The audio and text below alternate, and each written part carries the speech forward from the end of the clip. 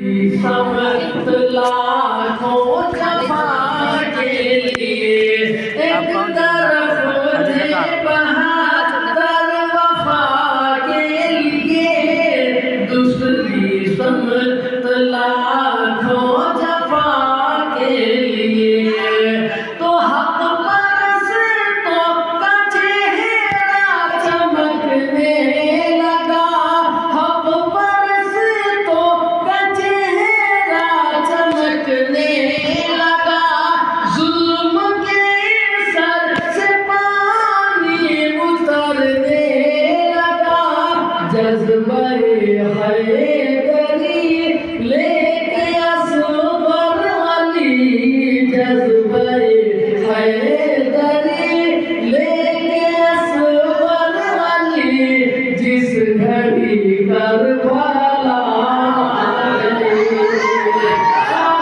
گئے، جس گھڑی کربلا آ گئے، مرحبا مرحبا پڑھی صلی اللہ، آ گئے مصطفیٰ آ گئے، عظمت مصطفیٰ جب گھبرانے لگے، شرک بز میں نبی کو بتانے لگے، شرک بز میں نبی کو بتانے لگے، تو دیکھتے دیکھتے کیا سے کیا ہو گیا، نجدیت کے قلعے میں زلزلہ آ گیا، نجدیت کے قلعے میں زلزلہ آ گیا، مصطفیٰ کے غلام اب پڑھیں گے سلام، مصطفیٰ کے غلام اب پڑھیں گے سلام، میرے احمد رضا آ گئے، آ گئے، آ گئے مصطفیٰ آ گئے، مرحبا مرحبا پڑھی صلی اللہ، آ گئے مصطفیٰ آ گئے۔ اسی مہینے کی 12 تاریخ کو اللہ رب العزت نے اس پوری دنیا انسانیت پر مرکزی احسان فرمایا۔ 571 عیسوی میں 20 اپریل کو ربیع الاول شریف کے مہینے میں صبح شادی کے وقت آمنہ بی کی گود میں سرور عالم صلی اللہ تعالی وسلم مبعوث فرما کر اللہ نے اس دنیا پر احسان عظیم فرمایا۔ اس احسان کا ایک اہم ترین حصہ کیا ہے کہ آج اسی احسان کا صدقہ ہے کہ ایک باپ اپنی بیٹی کو دلہن بنا کے بھیج رہا ہے۔ اس احسان کا عظیم حصہ ہے کہ آج ایک بیٹی کے ہاتھ میں مہندی لگ رہی ہے اور باپ محنت کر رہا ہے، قرضہ پیسہ لے کر بھی اپنی بیٹی کو دلہن بنا کر ودا کر رہا ہے۔ اسی احسان کا یہ حصہ ہے کہ آج بیٹیاں سہاگن بن رہی ہیں اور بیٹیاں مسکرا کر میکے سے سسرال جا رہی ہیں اور گھروں کی زینت بن رہی ہیں، ورنہ تو آقائے دو جہاں کی آمد سے پہلے شادی نہیں تھی، بس اتنا ہی ہوتا تھا کہ ایک لال کپڑا کسی بھی عورت کے کاندھے پہ کوئی رکھ دیتا اور وہ جیسے دیکھتی کہ کوئی کپڑا رکھ دیا تو اس کی آنکھوں میں آنسو چھلک جاتے کہ اب میں اس کی ملکیت ہے۔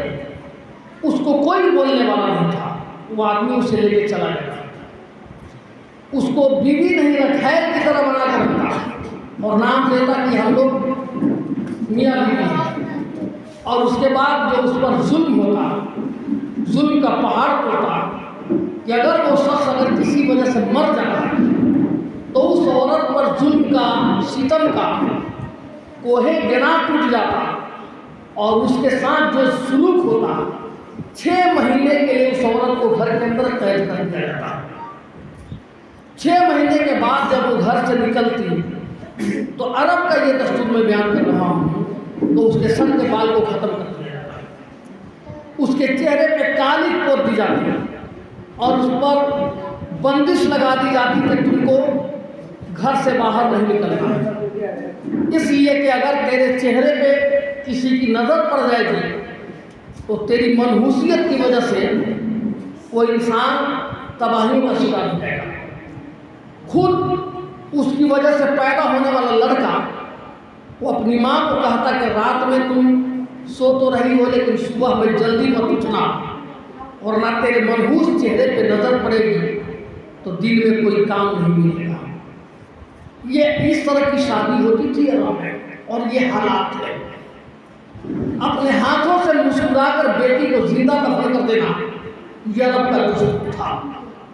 2012 میں پہلی بار میں جب عمرہ کرنے گیا تھا تو مسجد عائشہ کے راستے میں ایک چٹیل میدان نظر آیا۔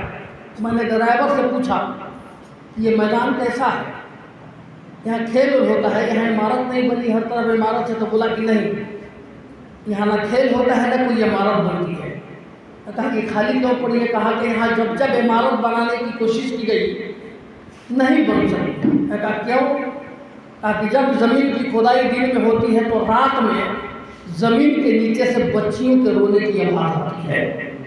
یہی وہ جگہ ہے جہاں پر عرب والے اپنی بیٹیوں کو زندہ دفن کیا کرتے تھے، اس لیے یہاں پہ کوئی کام نہیں ہوتا۔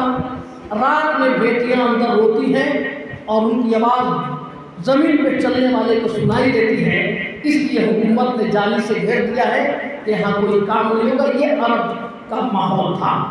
اب آج اگر کوئی بیٹی دلہن بن رہی ہے تو مصطفیٰ جان رحمت کا صدقہ ہے۔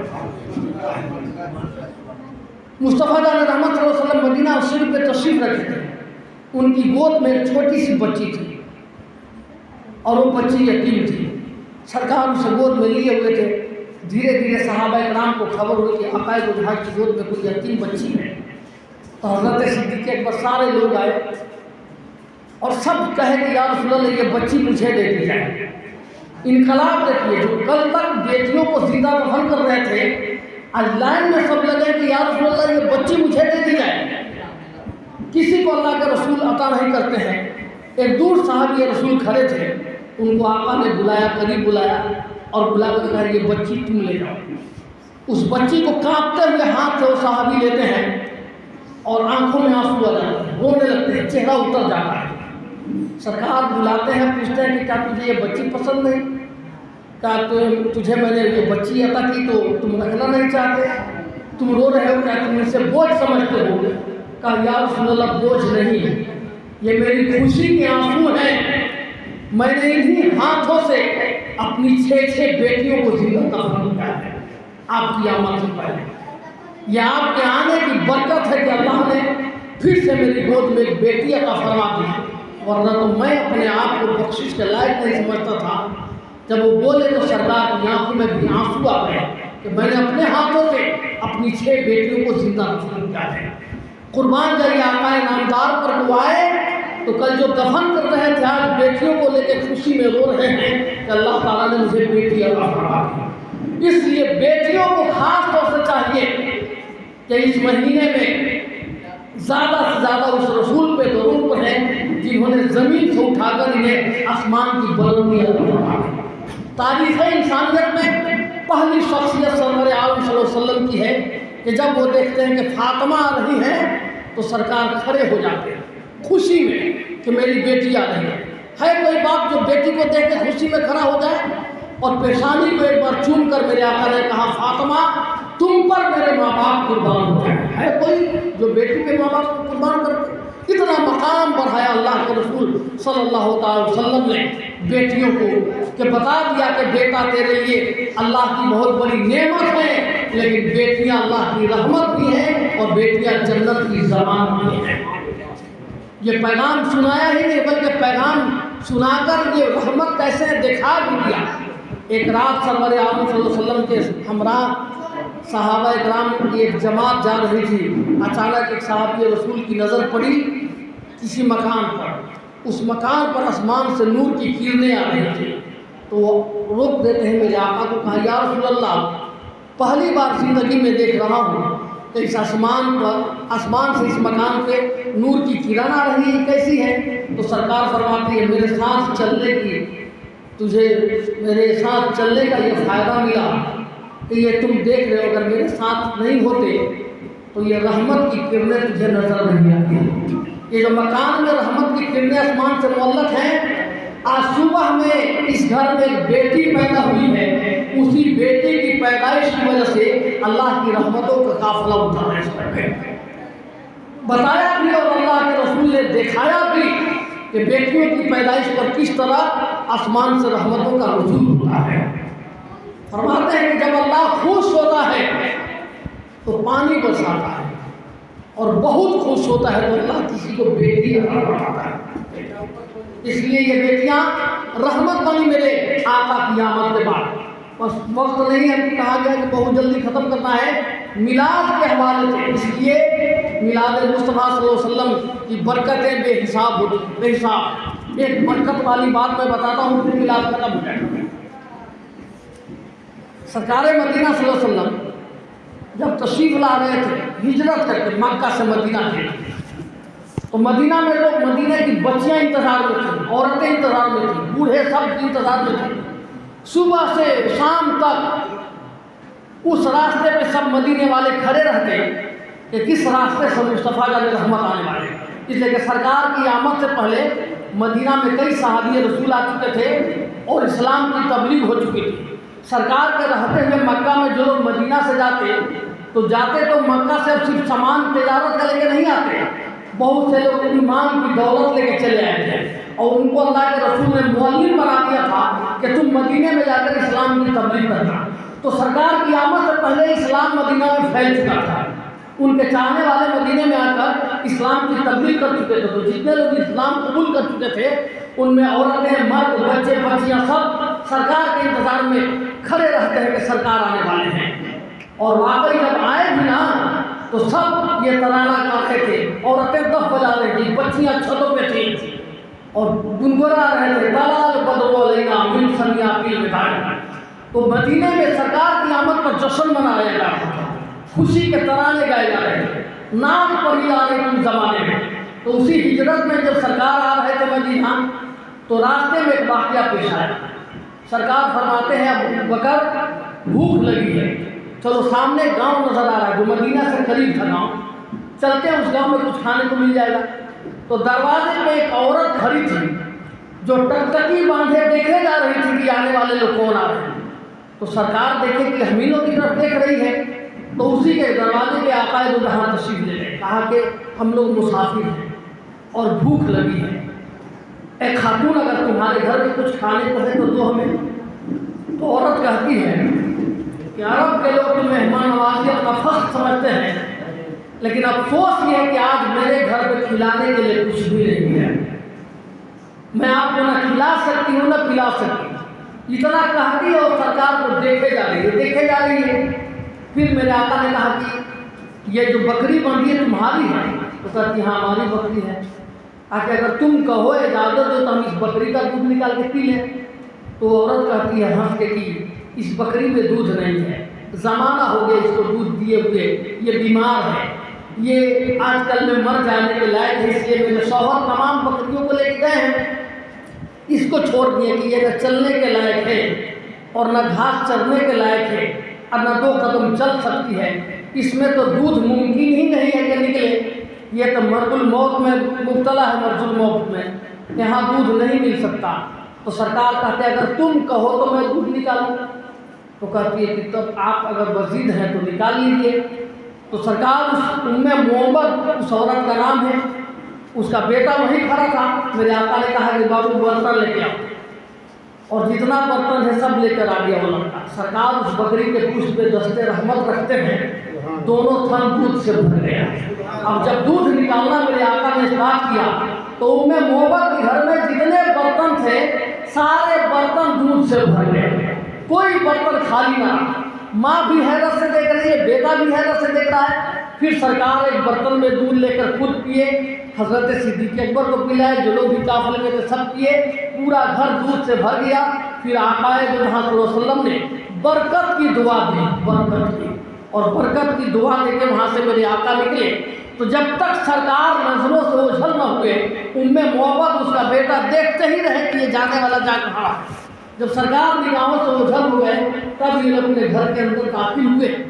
جب تک شام ہو چکی، شوہر بکریوں کو لے کر آیا، دروازے پہ کھڑا ہے محمد کا شوہر، تو محمد کہتی ہیں آئیے گھر میں، تو بولتا کہ نہیں آؤں گا، پہلے یہ بتاؤ کہ اپنے گھر میں یہ اجالا کیسے پھیلا ہوا ہے، یہ روشنی کیسی ہے، یہ بھیڑی بھیڑی خوشبو کہاں سے آ رہی ہے، یہ گھر کا ماحول بدلا بدلا سا کیسا لگ رہا ہے، اجالا کیوں پھیلا ہوا ہے، گھر کی روشنی کیسی ہے، گھر کے دور دیوار سے خوشبو کیسی آ رہی ہے۔